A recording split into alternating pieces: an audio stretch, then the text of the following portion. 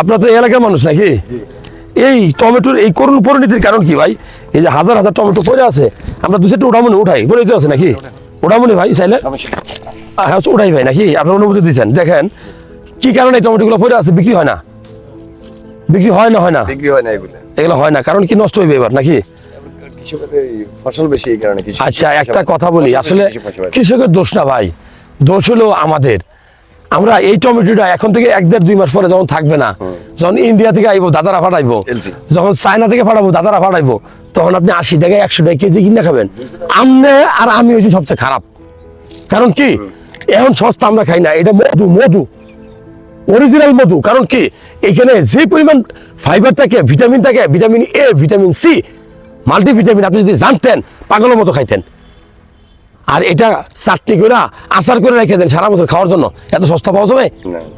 এই জন্য বলছি আমরা বেশি দাম দিয়ে কিনতে খাইতে পাগল, কোন সস্তা খাই না। এটা ভাই কাঁচা খাওয়া যায়, সালাদ খাওয়া যায়, তরকারি রান্না করে খাওয়া যায়। কথাগুলো রাগ করেন না, ভালো লাগলে আপনার মন্তব্য লিখবেন যে আমরা 80 টাকা 90 টাকা 100 টাকা কেজি কিনা খাই, কিন্তু 10 টাকা কেজি কিনা খাই না। কেমন লাগলো জানাবেন।